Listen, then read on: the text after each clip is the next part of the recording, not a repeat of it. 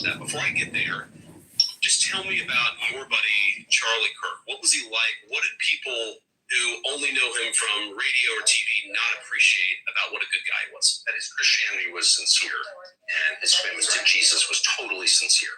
And it, sometimes isn't, especially in public figures who throw out Bible verses they don't understand and stuff like that. But in his case, not speaking to him in particular, but in his case, it informed every single part of his life, from his marriage, to the way he treated his children, to the way he treated his staff, to the way he approached disagreement, to the way he thought of other people, which was always primarily as people first. And that was, he was much younger than I am, and I met him when he was a teenager, so he's literally the age of one of my children. So it was kind of hard to take him seriously at first. And over the years that I knew him, more than 10 years, I ended up learning from him. I'm not just saying this because he's passed. I mean that sincerely. And the main thing that I learned from him was how to disagree with people on topics that you take very seriously and that they take very seriously without hating them, without feeling bitterness. I mean, it wasn't, people knew what was going on behind the scenes. There was a lot going on behind the scenes, and it was intense, and it was bitter, and, because the divide, particularly in foreign policy questions, is very real in the Republican Party. The neocons versus the realists, or however you want to describe it, he was on the realist side for sure, but he was mad at the people who disagreed with him. He liked them as people, he agreed with them on some things, and he would always say that, I agree, but in private he would say that, and I was involved in it because people were mad at him for having me at his conferences or talking to me, and so we had cause to talk about it a lot up until he was assassinated. And I was so struck the whole time. I would say, would use the ugly language I'm famous for in private, and he would never talk like that. He'd say, well, I agree with him on this, but obviously I'm on your side on that, and he just never forgot there was a person behind the views, and that inspired me. And God commands out of us. That's a real commitment, in my opinion. And he lived it. That's exactly right, Tucker. He treated everybody with respect, and because he genuinely loved people, and he genuinely wanted their salvation, he wanted them to have a relationship with God, he wanted them to know the truth, he always treated them with respect, maybe especially when he disagreed with them. And I think about this. So you talked about foreign policy. That is one of the big divides on the American right now. And the thing that Charlie seemed to understand intuitively is that the coalition that made Donald Trump the president of the United States and J.D. Vance the vice president of the United States, it included Tucker Carlson, but also Ben Shapiro. It included people who did disagree vociferously, but agreed on 70 or 80% of issues. And fundamentally, the question Charlie would ask is, if you're a good faith person and you're trying to do right, then you are part of the Big Ten. I think that's something that we have to try to model together, because Charlie's no longer around to do it for us. And one way in particular, I was very touched by this. I actually texted Mark about this, because you very generously have put out some donation link to help support Charlie's family. And think about Eric and the kids, most importantly, they're grieving the loss of a dear husband and father, but somebody, us, we're going to have to step in and fill the gap to provide for them in a way that Charlie no longer can, because he was taken down by an assassin's bullet. You know what saw share that link was Mark Levin. Yeah. And I thought it was a really good example of how Charlie was able to bring people together from across our movement, so long as we were operating in good faith. That was the question. If you were good faith, you're on his team. That is exactly right. Good faith is the measure. And I have to say, I think now is exactly the wrong time to appropriate the memory of someone and the emotion that comes with that, the really intense emotion that all of us feel at his murder, and use it for your own parochial ends. Like, he stood for this, and I think the reason that Charlie was able to bridge the gap, particularly in foreign policy, is because he had, for example, genuine affection for Israel, which he expressed to me in private many, many times. Like, I love Israel. I don't think we should have another forever war, regime change war against Iran. And I think that made complete sense to me. I sort of agree with that, actually. And so it allowed both sides to talk to him, because they felt like, this person doesn't hate me. It doesn't need to get existential. It's not about disliking me or some weird bigotry. But I don't think it's important for people to jump in, particularly foreign heads of state, to say, this is what, he lived for my cause or whatever. That's disgusting, actually. actually. Don't do that. That turns everybody off. You don't help your own cause by doing that. And it's also literally untrue. So I just hope that we can continue in, I'm not exaggerating, the spirit that he operated in, which is one of love for other people, including people we disagree with, and don't make it, as small bore as that. That doesn't help. Yeah, so one of the issues, Tucker, and I agree with you, that he would express disagreements with the administration on, there are two that jump out, is one, Charlie was a hardliner on immigration. He wanted us to control our borders as much as possible. He wanted us to ramp up the deportations. I remember having conversations with Charlie where he would say, why are the deportations higher? Why aren't you doing more? And I would talk to him. But it wasn't, hey, I don't understand this or I disagree with you and therefore I'm going to blast you and assume that you're in bad faith. It's, I'm a free citizen. I love you guys. I supported you guys and I'm applying pressure. Pressure as a friend, pressure as somebody who cares deeply about me. And that's true. Yep, I'll put on pause for a second. I think somebody asking you to put it on pause. Yeah, I asked for it because I just didn't want him to get too far away from something he said that's been bugging the fuck out of me. I think it bugs a lot of us. So, do these motherfuckers, because when they did this thing in Huntington Beach, which I keep going back to because the shit is really bothersome, that they're talking about white men fight back. The one person, the one group that doesn't need to fight back anything, white men fight back. And they had a flag that had a Jesus flag, it had a red cross, and it said something about Jesus. When they talk about like Charlie Kirk loved Jesus, everything that he said, has anybody in here ever read the New Testament? Because apparently none of these crackers have ever read the fucking the New Testament. And I hate that I'm saying crackers. I'm pissed off with these motherfuckers. They're fucking devilish or whatever. Like they're fucking demonic or whatever in the way that they carry their shit or whatever. So it's like fuck them. So here's the thing: do they understand that Jesus looks more like Haile Selassie or Muammar Gaddafi than he does? I don't know what the fuck they think. The people that they treat like shit and like garbage look like Jesus. Right? Yeah. Thanks. So it's like, so the people they treat like shit look like their Lord and Savior. They love so much. I can't fucking stand that they keep saying Jesus, Jesus, Jesus, Jesus this. But Jesus said that my kingdom is not of this world. And like you can see that because this world, we're like living in fucking hell with the way that these crackers fucking claim Jesus or whatever and then treat people that look like Jesus or they have lineage to Jesus. They treat them like fucking dog shit. They treat them worse than they would treat their fucking animals literally. Or whatever. So it's like, I just wanted to say that because like I get fucking tired of hearing all these fucking crackers. Jesus this, Jesus that. This shit is fucking annoying. It's like make me want to punch my fucking fist through their fucking teeth. This shit is fucking annoying. They need to fucking stop that shit. Excuse me, because I love the Lord. So let me try to be more like Christian, like or whatever, for real. Or whatever. It's like read the fucking New Testament. Stop with that bullshit. I yield. Michael, Jesus flipped over tables. Go ahead and flip over some tables. Stop. Well said. I got your back. It says though we're dealing with the Ku Klux Klan Jesus though. That's a real mind fuck. Right. The Confederate flag Jesus. What's up, Monica? What you up to? You came to the stage. What you got to say?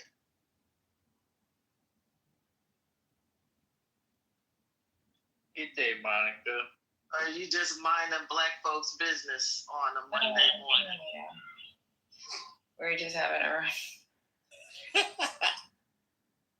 Yeah, I don't know. Monica and Cool C had their hand raised and I brought them up.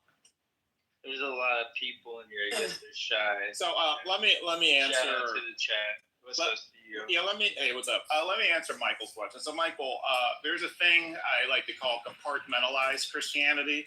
And so it probably in terms of your friends or family, operate in that way. But when it comes to the political stuff, they don't. So I think that's what you're seeing is like they think because they excel at it in their personal lives that it excuses everything else they do.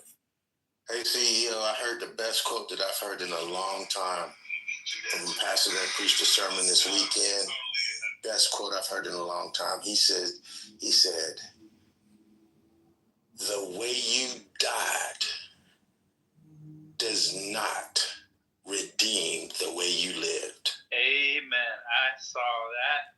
I seen Pastor Brian. I was gonna play that, but I'm still waiting to play it.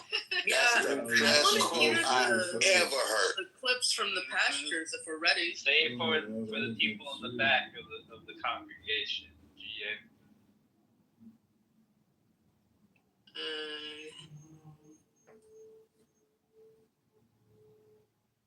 Mel, do you want to play those clips?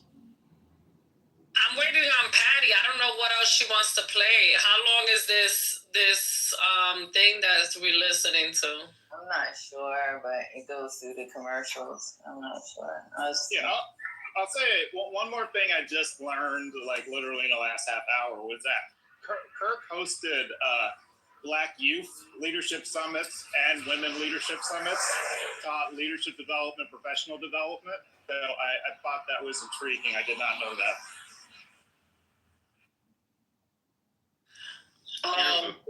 Juicy said, Juicy just mentioned in the chat that TC was mad at Pastor Brian yesterday. TC is an attention grabbing clown at this point. Yeah, crocodile pearl clutching. CEO though, what is that supposed to mean though? That he had these workshops or whatever, if we know that he was teaching them, I find it terrifying that people who question the capacity of Black people's ability to perform, to think on a high level, to perform on a high level, even though we've been doing it for fucking centuries. I find it really terrifying that this person has the ear of so many Black youth. And I did see a video yesterday of a 12-year-old. He wasn't even 15. Talking about Charlie Kirk, but that's because these people have been guided into the algorithm down that pipeline, just like they did with that other very problematic fave, Andrew Tate. And so I don't think that doesn't put me at ease, especially when he promotes like these stereotypes. And again, some of these talking points are the same talking points spewed by fucking David Duke, welfare, single parent homes, and we had to reduce the qualifications instead of the industries have excluded Black people from participating regardless to what their qualifications were, and we have proof of that. Given that there have even been Black Harvard graduates since the fucking early 1900s, since the late 1800s, right? Scholars. I think about Elaine Locke, who went to Oxford in fucking like 1912. Like, so I don't feel encouraged or soothed that he did any outreach to Black people, because I feel like he was just reinforcing Black people's self-loathing and low self-esteem because of what we've been programmed to believe all our lives through, the white supremacist majority. Like, what is that supposed to mean that he did that? Yeah, I don't think it's supposed to mean any of those things. I think it's just a matter of like, sometimes we rush to the most simplified explanation of something, and having the additional data can help you just understand what the big picture is. It doesn't mean that you change your perspective, but it is better to understand the big picture than not to do so. So for instance, let me ask you this. Do you think, well, hold on, let me just ask this question, and you can answer it or she can answer it. Do you think that presidential candidate that platformed Charlie Kirk, is that like disqualifying for them running for president? Not in today's date, because if we remember, David Duke actually endorsed Donald Trump his first term, and he still won. Mike Pence came out and said that he wouldn't accept the endorsement, and he kind of repudiated the endorsement, but Donald Trump accepted the endorsement, right? So I don't know. I think that it wouldn't matter because of this mind state the majority of the country of that base is in. What if a Democratic presidential candidate did that? Nothing disqualifies anybody from platforming somebody and running for president. We're way past that. So I think that question is kind of moot at this point. Are you talking about Newsom? I am talking about this. Yes, Newsom had him on his podcast, and they had an exchange, and Newsom said that his son was a fan of Charlie Kirk, and he was a fan of Charlie Kirk, and all this and that. So, and just wondering, like, if this is the opinion you're stating of Kirk, does that shape how you see Gavin Newsom now? Yeah, well, not now. I remember when it happened, and I remember that a lot of people had words for Gavin Newsom for doing that, because Kirk's I mean, he's been doing this from the beginning, right? So people are well familiar with his dog whistles and his quotables, right? So even when it comes to women and gay folks, right? So yeah, people have words for Gavin Newsom, and they were really discouraged by the fact that he had him on his podcast. However, I understand that politically, well, I don't know what he was trying to do politically, but I think that he was trying to do something. Unfortunately, we live in a racist country. We always have, and politicians have to kowtow to low-key white supremacists. That's not nothing new. I'm sure Barack Obama had to do that at one point or another as well. Right, because it's weird because they tried to say, well, Kamala didn't speak to any people from the right, so it's kind of weird that they're now trying to critique Newsom for actually speaking to right wing or right agenda or even MAGA. So do you want the conversation or not? That's the question for me.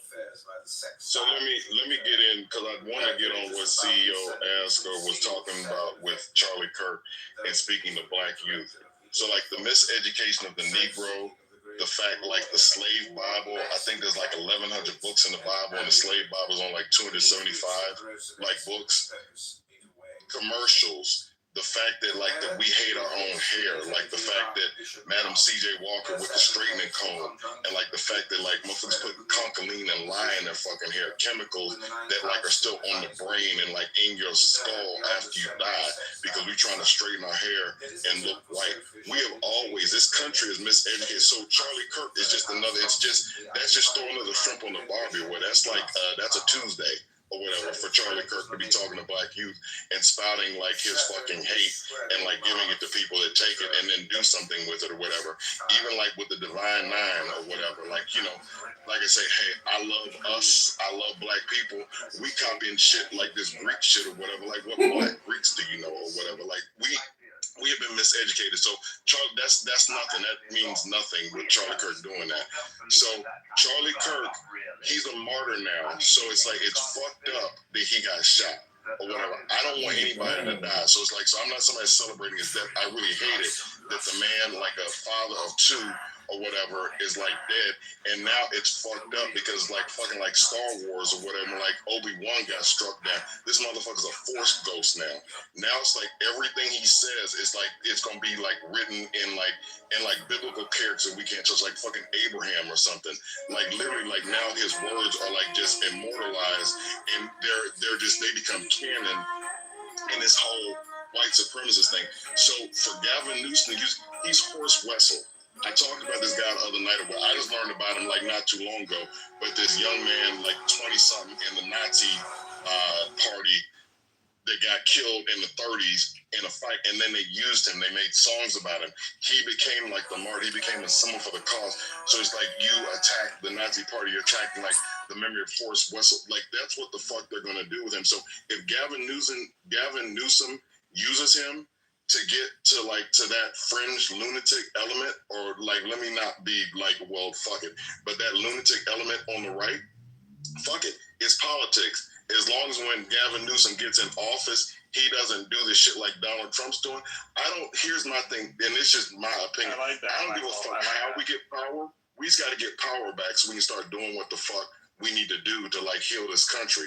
Because like playing nice and doing shit the right way ain't fucking working. So it's like, so yeah, if you got to use like, if a Democrat has to use, Charlie, hey, go for it. I just wanted to speak. There will be no downgrade of the Divide Nine, specifically the beautiful women of Alpha, Kappa, Alpha, Sorority Incorporated. You will not insult those beautiful women. I wanted to. I love them. I literally love them. Somebody I love in my life, and a few people I love in my life. But I'm not saying that did we bring that shit over from Africa? Did that shit come from West Africa? Were we over there like stepping and like yes, we were stepping and stopping. But yeah, y'all need to go for it. We were stepping and stopping. Yes, but I would push back on this point. When you say that about those fraternal organizations, they've been instrumental in the community and community organization. So let's not go there. I don't even, because this Charlie Kirk shit, listen. We need to unite. So it's like, so I love all black people. I'm trying to reach across the diaspora. Please, when I'm saying stuff, we did copy that shit. We didn't come with this whole thing about Greeks. That is something that we took from like Skull and Bones, from all these Catholic, all this black shit. We stole it. Yeah, but you was talking about the stuff that you said come from West Africa. The stuff you made the point of stuff coming from West Africa, and this is a point I've been making a lot. Did Christianity come from West Africa? And Michael, can you make a case that the Greeks took knowledge from Africa anyway, so it's not really a big deal for African Americans to use Greek? You can, but it's like you can. But if we came from like Alexandria, or we came from Egypt, went to the whatever, we literally were here in this country. We came out of slavery. We came to the Reconstruction. We came to Woodrow Wilson. What Woodrow Wilson did, all the racism in like that time when Berkeley, that is like where you see like where these organizations start to like found like from like 1908 to like 1913. All these organizations, it's literally during the Woodrow Wilson when he rolled back 1904 the Reconstruction. That's when you get this movement grows. 1904. Listen, at the end of the day, Sigma Pi Phi. Sigma Pi Phi. At the end of the day, some of our prominent leaders came from an HBCU fraternity or sorority. So to then be dismissive of that just because it gives some type of way. Listen, our vice president is also an HBCU graduate. Like, please, we need our smart, we need our educated. Charlie Kirk, God rest his soul, but he is a community college dropout. We do not need idiots leading the charge. We need smart people. We need people who are going to want to hit the ground running. That's it. Oh, my bad. Did Christianity come from West Africa? I'm just wondering. Listen, you down talking all that. Hold on a second. You can do that if you want to. do you understand we're at DEFCON 1? We literally have a clear and present danger that wants to fucking burn us out, that wants to retoss us. They want to do anything they can to us because they're jealous, they're aggrieved, and we're like the focal point of like some sickness that they have that they just can't get past. So I ain't doing that shit with my brothers. Like all my black brothers and sisters, we are the diaspora. We need to get together. Now's the time to get together. All this shit about like where Jesus came from. Like I just made that statement that I made because somebody talked about CEO mentioned that Charlie Kirk was going to like talk to black people, and then somebody made a statement. But I just want to let you know that everything in this country for black Americans, we have always been influenced or taught by white sense and sensibility. That's just the way that we fucking are in this country. We're damaged in that way.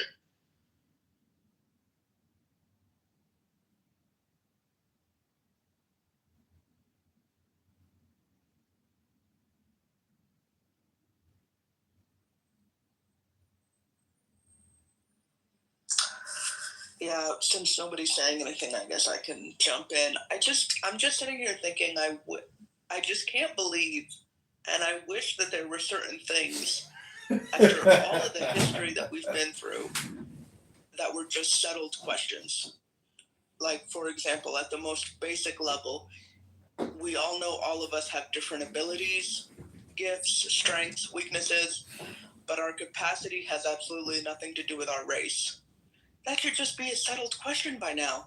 And I think the danger of a lot of these folks on the right is they're bringing back all these things as open questions. Oh, well, maybe black people do have less brain processing power. Why don't we dialogue about that? Why don't we have a debate about that? Why don't we all think about that? I mean, there are just very basic things after everything we have been through that we should just know better and should just be, no, that's not something worthy of debate. That should be rejected in the public square. Of course, you're never going to convince everyone, of course. But to bring these things back into the public square like this is horrible. It's horrible. And these statements that he made that they want to memorialize, that they want to hold up and say that he's one of the greatest thinkers. I mean, literally, that's what the Speaker of the House said, and I apologize for the wind that's blowing. But, they want to memorialize his words, his statements, as if they are valuable, and they're not. Not only that, but, even if he did decide to open some type of organization to teach young black kids, it still goes in the same mindset. I know better.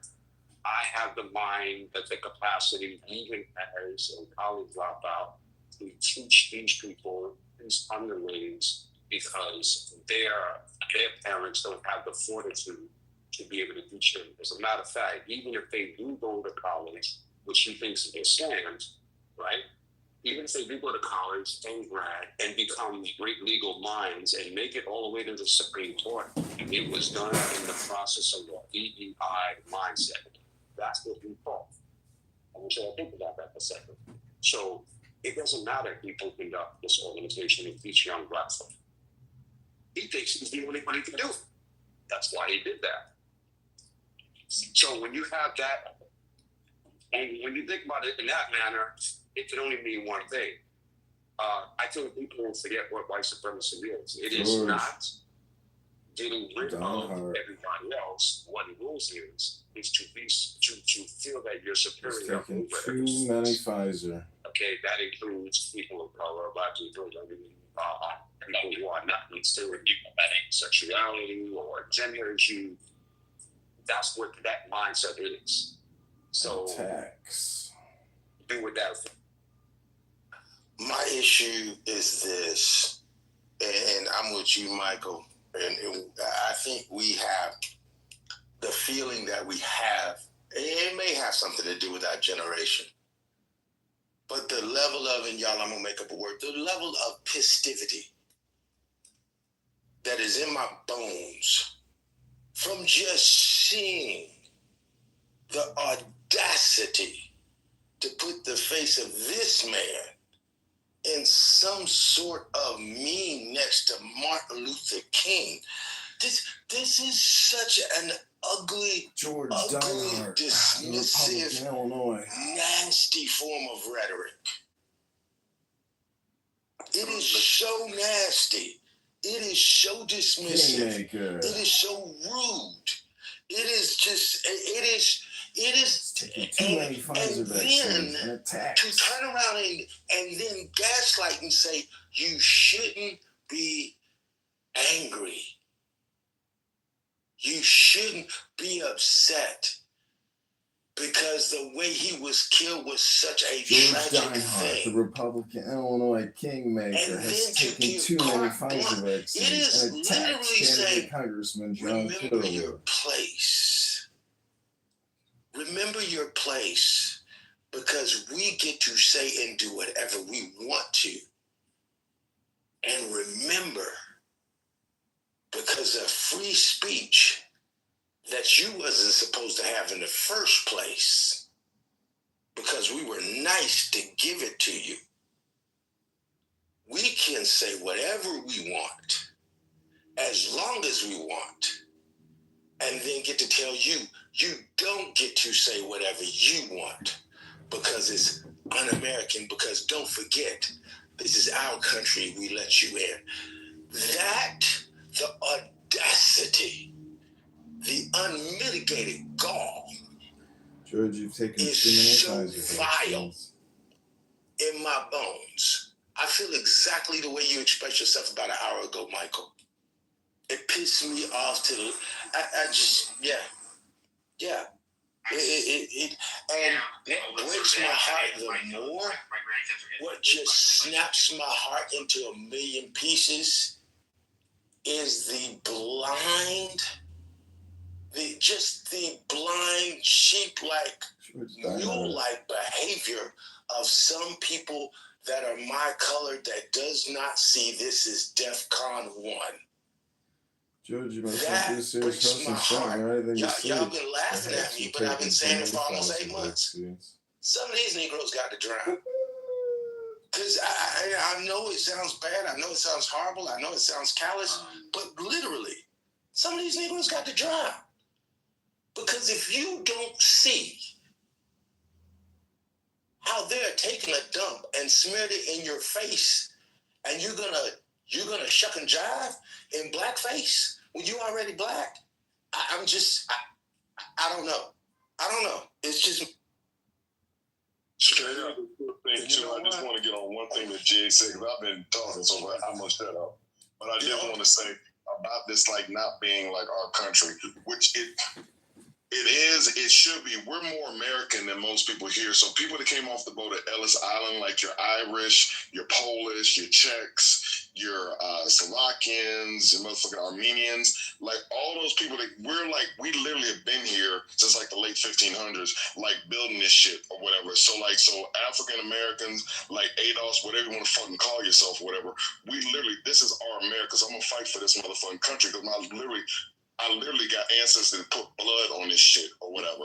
Saying all that to say that if we don't get this shit together and we don't make some kind of stand now, like democratically, or just even to get a Republican, like a Rhino or whatever the fuck they want, if we don't get MAGA out of there or this white Christian nationalist movement that's racist, we can kiss the Voting Rights Act goodbye. Because we already got dumbass Clarence Thomas on there. If you ever listen to oral argument of the Supreme Court, the motherfucker sounds like, I don't know what he sounds like or what. I hate to talk about a black man, but I mean, the motherfucker sounds like an idiot. We do have Katanji on there. It's like, but I'm just saying that the Voting Rights Act with the 6-3 minority that we got or whatever, and then with what they're trying to do, that shit is going to go bye-bye or whatever. So it's like, so to Jay's point, some of the rights that we have enjoyed, they can roll some of that shit back because we don't have we weren't born with the fucking right to vote or whatever, and they literally can take that shit back. I think in 2031, a portion of it that I think Bush ratified, Bush 2 ratified, I think has to be re-signed. But it's like they can start to going back to how many marbles in this fucking jar or whatever. Like if you can't get that, then you can't vote. Well, it's certainly designed to take you to another level of positivity. But on that strength, the fake news part of it is petrified. It's got me sort of petrified, if you want to say that. You can imagine the widow of Dr. King or Coretta Scott came